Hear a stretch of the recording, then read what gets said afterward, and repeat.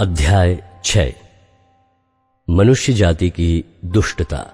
फिर जब मनुष्य भूमि के ऊपर बहुत बढ़ने लगे और उनके बेटियां उत्पन्न हुई, तब परमेश्वर के पुत्रों ने मनुष्य की पुत्रियों को देखा कि वे सुंदर हैं, और उन्होंने जिस जिसको चाहा उनसे विवाह कर लिया। तब यहोवा ने कहा, मेरा आत्मा मनुष्य से सदालों विवाद करता न रहेगा, क्योंकि मनुष्य भी शरीर ही है, उसकी आयु 120 वर्ष की होगी। उन दिनों पृथ्वी पर दानव रहते थे, और इसके पश्चात जब परमेश्वर के पुत्र मनुष्य की पुत्रियों के पास गए, तब उनके द्वारा जो पुत्र उत्पन्न हुए वे शूरवीर होते थे, जिनकी कीर्ति प्राचीन काल से प्रचलित है।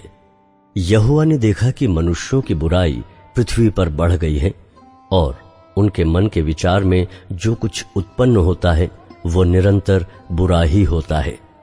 और यहोवा पृथ्वी पर मनुष्य को बनाने से पछताया, और वो मन में अति खेदित हुआ। तब यहोवा ने कहा, मैं मनुष्य को जिसकी मैंने सृष्टि की है पृथ्वी के ऊपर से मिटा दूंगा। क्या मनुष्य, क्या पशु, क्या रेंगने वाले जंतु, क्या आकाश के पक्षी, सबको मिटा दूंगा, क्योंकि मैं उनके बनाने से पछताता हूं।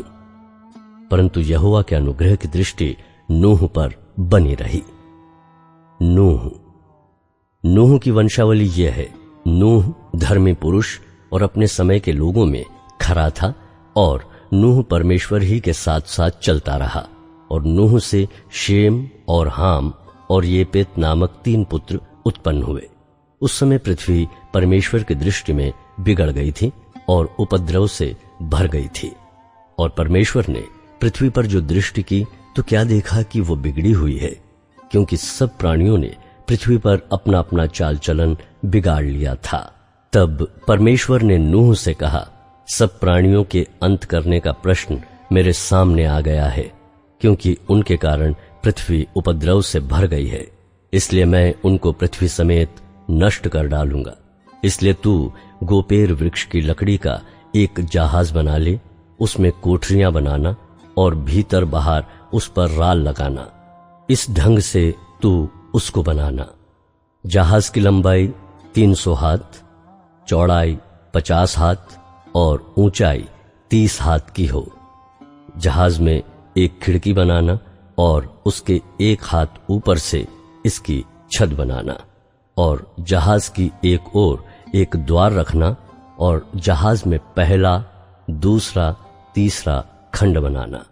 और सुन, मैं आप पृथ्वी पर जल प्रलय करके सब प्राणियों को जिनमें जीवन का प्राण है आकाश के नीचे से नष्ट करने पर हूं, और सब जो पृथ्वी पर हैं मर जाएंगे। परंतु तेरे संग मैं वाचा बांधता हूं, इसलिए तू अपने पुत्रों, स्त्री और बहुओं समेत जहाज में प्रवेश करना, और सब जीवित प्राणियों में से तू एक एक जाति के 2-2 अर्थात एक नर और एक मादा जहाज में ले जाकर अपने साथ जीवित रखना। एक एक जाति के पक्षी और एक एक जाति के पशु और एक एक जाति के भूमि पर रेंगने वाले सब में से 2-2 तेरे पास आएंगे कि तू उनको जीवित रखे। और भांति भांति का भोज्य पदार्थ जो खाया जाता है उनको तू लेकर अपने पास इकट्ठा कर रखना, जो तेरे और उनके भोजन के लिए होगा। परमेश्वर की इस आज्ञा के अनुसार नूह ने किया। अध्याय 7। जल प्रलय। तब यहोवा ने नूह से कहा, तू अपने सारे घराने समेत जहाज में जा, क्योंकि मैंने इस समय के लोगों में से केवल तुझी को अपनी दृष्टि में धर्मी पाया है। सब जाति के शुद्ध पशुओं में से तू 7-7 जोड़े अर्थात नर और मादा लेना, पर जो पशु शुद्ध नहीं हैं उनमें से 2-2 लेना अर्थात नर और मादा। और आकाश के पक्षियों में से भी 7-7 जोड़े अर्थात नर और मादा लेना, कि उनका वंश बचकर सारी पृथ्वी के ऊपर बना रहे। क्योंकि अब 7 दिन और बीतने पर मैं पृथ्वी पर 40 दिन और 40 रात तक जल बरसाता रहूंगा, और जितने प्राणी मैंने बनाए हैं उन सबको भूमि के ऊपर से मिटा दूंगा। यहोवा की आज्ञा के अनुसार नूह ने किया। नूह की आयु 600 वर्ष की थी जब जल प्रलय पृथ्वी पर आया। नूह अपने पुत्रों, पत्नी और बहुओं समेत जल प्रलय से बचने के लिए जहाज में गया। शुद्ध और अशुद्ध दोनों प्रकार के पशुओं में से, पक्षियों और भूमि पर रेंगने वाले जंतुओं में से भी 2-2 अर्थात नर और मादा जहाज में नूह के पास गए, जिस प्रकार परमेश्वर ने नूह को आज्ञा दी थी। 7 दिन के उपरांत प्रलय का जल पृथ्वी पर आने लगा। जब नूह की आयु के 600वें वर्ष के दूसरे महीने का 17वां दिन आया, उसी दिन बड़े गहरे समुद्र के सब सोते फूट निकले और आकाश के झरोखे खुल गए और वर्षा 40 दिन और 40 रात निरंतर पृथ्वी पर होती रही। ठीक उसी दिन नूह अपने पुत्र शेम, हाम और एपेत और अपनी पत्नी और तीनों बहुओं समेत और उनके संग एक एक जाति के सब बनेले पशु और एक एक जाति के सब घरेलू पशु और एक एक जाति के सब पृथ्वी पर रेंगने वाले जंतु और एक एक जाति के सब उड़ने वाले पक्षी जहाज में गए।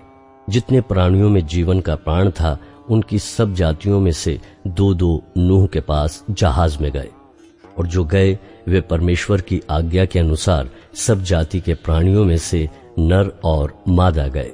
तब यहोवा ने जहाज का द्वार बंद कर दिया। पृथ्वी पर 40 दिन तक जल प्रलय होता रहा और पानी बहुत बढ़ता ही गया, जिससे जहाज ऊपर को उठने लगा और वह पृथ्वी पर से ऊंचा उठ गया। जल बढ़ते बढ़ते पृथ्वी पर बहुत ही बढ़ गया और जहाज जल के ऊपर ऊपर तैरता रहा। जल पृथ्वी पर अत्यंत बढ़ गया, यहाँ तक कि सारी धरती पर जितने बड़े बड़े पहाड़ थे सब डूब गए।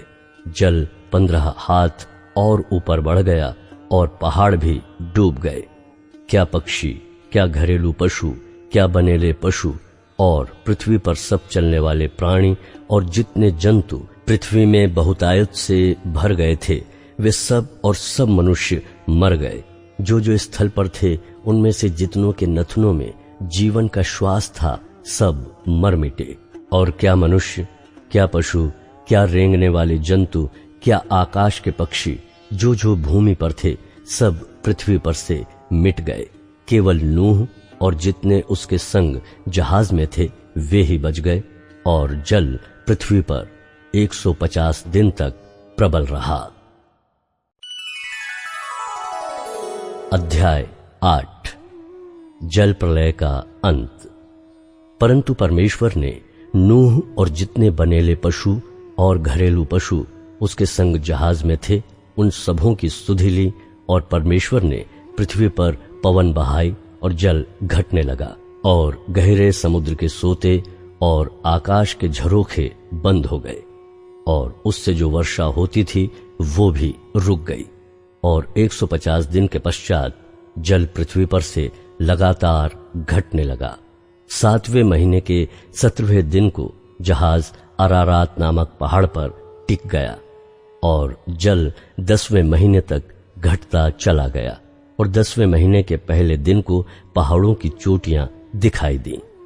फिर ऐसा हुआ कि 40 दिन के पश्चात नूह ने अपने बनाए हुए जहाज की खिड़की को खोलकर एक कौवा उड़ा दिया। जब तक जल पृथ्वी पर से सूख न गया, तब तक कौवा इधर उधर फिरता रहा। फिर उसने अपने पास से एक कबूतरी को भी उड़ा दिया कि देखें कि जल भूमि पर से घट गया है कि नहीं। उस कबूतरी को अपने पैर टेकने के लिए कोई आधार न मिला, तो वो उसके पास जहाज में लौट आई, क्योंकि सारी पृथ्वी के ऊपर जल ही जल छाया था। तब उसने हाथ बढ़ाकर उसे अपने पास जहाज में ले लिया। तब और 7 दिन तक ठहरकर उसने उसी कबूतरी को जहाज में से फिर उड़ा दिया, और कबूतरी सांझ के समय उसके पास आ गई तो क्या देखा कि उसकी चोंच में जैतून का एक नया पत्ता है। इससे नूह ने जान लिया कि जल पृथ्वी पर घट गया है। फिर उसने 7 दिन और ठहरकर उसी कबूतरी को उड़ा दिया, और वो उसके पास फिर कभी लौटकर नहीं आई। नूह की आयु के 601 वर्ष के पहले महीने के पहले दिन जल पृथ्वी पर से सूख गया। तब नूह ने जहाज की छत खोलकर क्या देखा कि धरती सूख गई है और दूसरे महीने के 27वें दिन को पृथ्वी पूरी रीति से सूख गई। तब परमेश्वर ने नूह से कहा, तू अपने पुत्रों, पत्नी और बहुओं समेत जहाज में से निकल आ। क्या पक्षी, क्या पशु, क्या सब भांति के रेंगने वाले जंतु जो पृथ्वी पर रेंगते हैं, जितने शरीरधारी जीव जंतु तेरे संग हैं, उन सबको अपने साथ निकाल ले आ कि पृथ्वी पर उनसे बहुत बच्चे उत्पन्न हों और वे फूले फले और पृथ्वी पर फैल जाएं। तब नूह और उसके पुत्र और पत्नी और बहुएं निकाल आई, और सब चौपाए रेंगने वाले जंतु और पक्षी और जितने जीव जंतु पृथ्वी पर चलते फिरते हैं, सब जाति जाति करके जहाज में से निकल आए। होम बलि का चढ़ाया जाना। तब नूह ने यहोवा के लिए एक वेदी बनाई और सब शुद्ध पशुओं और सब शुद्ध पक्षियों में से कुछ कुछ लेकर वेदी पर होम बलि चढ़ाया। इस पर यहोवा ने सुखदायक सुगंध पाकर सोचा, मनुष्य के कारण मैं फिर कभी भूमि को शाप न दूंगा। यद्यपि मनुष्य के मन में बचपन से जो कुछ उत्पन्न होता है वो बुरा ही होता है, तो भी जैसा मैंने सब जीवों को अब मारा है वैसा उनको फिर कभी न मारूंगा। अब से जब तक पृथ्वी बनी रहेगी तब तक बोने और काटने के समय, ठंड और तपन, धूप काल और शीतकाल, दिन और रात निरंतर होते चले जाएंगे। अध्याय 9। परमेश्वर का नूह के साथ वाचा बांधना। फिर परमेश्वर ने नूह और उसके पुत्रों को आशीष दी और उनसे कहा, फूलो फलो और बढ़ो और पृथ्वी में भर जाओ। तुम्हारा डर और भय पृथ्वी के सब पशुओं और आकाश के सब पक्षियों और भूमि पर के सब रेंगने वाले जंतुओं और समुद्र की सब मछलियों पर बना रहेगा। ये सब तुम्हारे वश में कर दिए जाते हैं।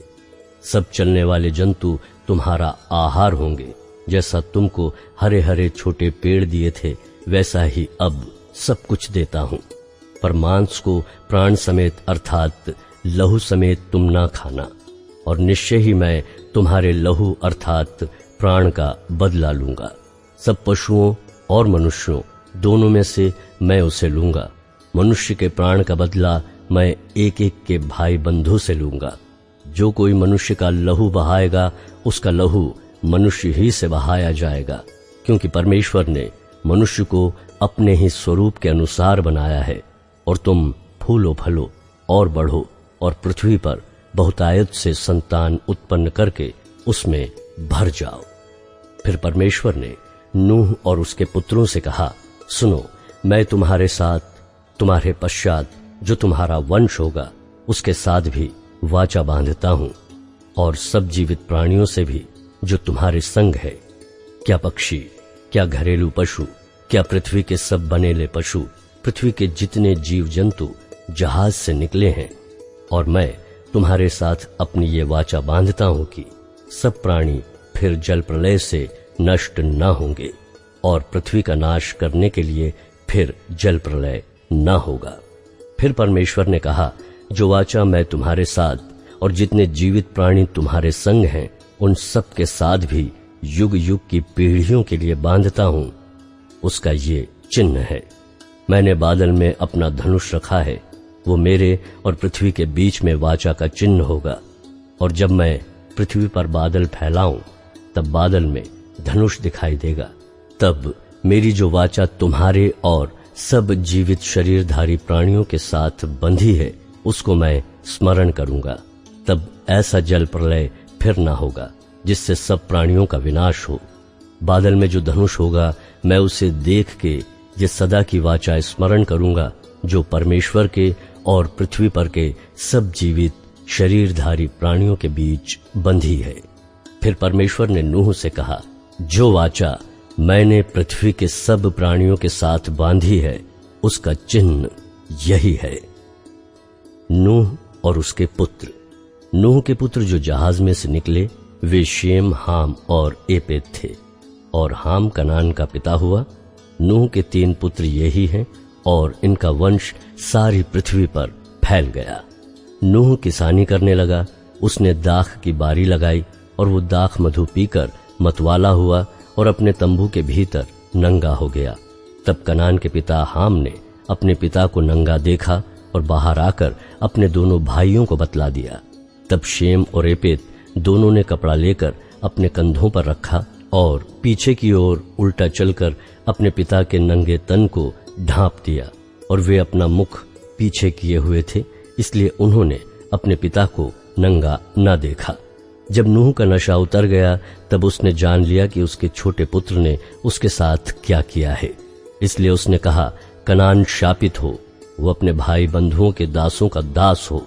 फिर उसने कहा, शेम का परमेश्वर यहोवा धन्य है और कनान शेम का दास हो। परमेश्वर एपेत के वंश को फैलाए और वो शेम तंबुओं में बसे और कनान उसका दास हो। जल प्रलय के पश्चात नूह 350 वर्ष जीवित रहा।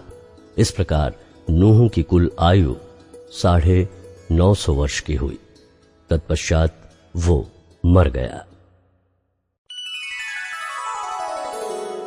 अध्याय 10 नूह की वंशावली। नूह के पुत्र शेम, हाम और एपेत थे। उनके पुत्र जल प्रलय के पश्चात उत्पन्न हुए। उनकी वंशावली ये है।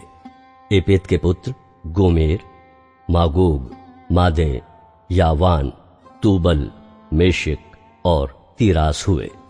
गोमेर के पुत्र अशकनज, रीपत और तोगरमा हुए। और यावान के वंश में एलीशा और तरशीश और कित्ती और दोदानी लोग हुए।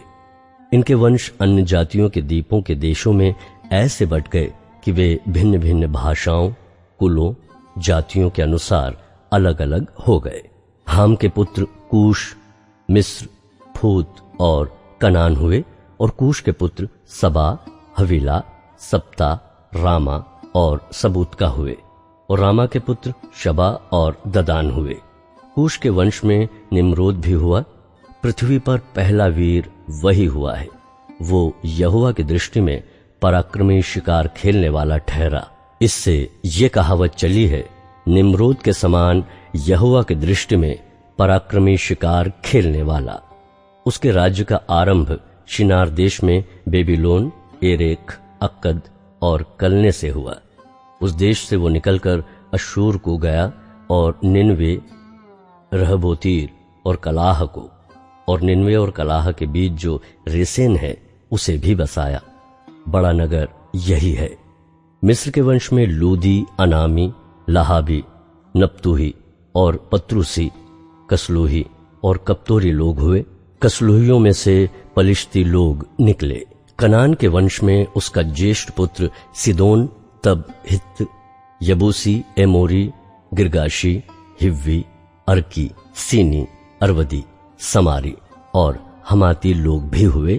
फिर कनानियों के कुल भी फैल गए और कनानियों की सीमा सिदोन से लेकर गरार के मार्ग से होकर अज्जा तक और फिर सदोम और अमोरा और अदमा और सबोईम के मार्ग से होकर लाशा तक हुआ। हाम के वंश में यही हुए और ये भिन्न भिन्न कुलों, भाषाओं, देशों और जातियों के अनुसार अलग अलग हो गए। शेम जो सब एबेर वंशियों का मूल पुरुष हुआ और जो एपेत का ज्येष्ठ भाई था, उसके भी पुत्र उत्पन्न हुए। शेम के पुत्र एलाम, अश्शूर, अर्पक्षद, लूद और आराम हुए। आराम के पुत्र ऊस, हूल, गेतेर और मश हुए। और अर्पक्षद ने शेलह को और शेलह ने एबेर को जन्म दिया। और एबेर के 2 पुत्र उत्पन्न हुए। एक का नाम पेलेग इस कारण रखा गया कि उसके दिनों में पृथ्वी बट गई, और उसके भाई का नाम योक्तान था। और योक्तान ने अलमुदाद, शैलेप, हसरमावेत, एरह, यदोरवाम, उजाल, दिकला, ओबाल, एबियमाइल, शबा, ओपीर, हवेला, योबाब को जन्म दिया। यही सब योक्तान के पुत्र हुए। इनके रहने का स्थान मेशा से लेकर सपारा, जो पूर्व में एक पहाड़ है, उसके मार्ग तक हुआ। शेम के पुत्र यही हुए और ये भिन्न भिन्न कुलों, भाषाओं, देशों और जातियों के अनुसार अलग अलग हो गए। नूह के पुत्रों के घराने यही हैं और उनकी जातियों के अनुसार उनकी वंशावलियां ये ही हैं। और जल प्रलय के पश्चात पृथ्वी भर की जातियां इन्हीं में से होकर बट गई।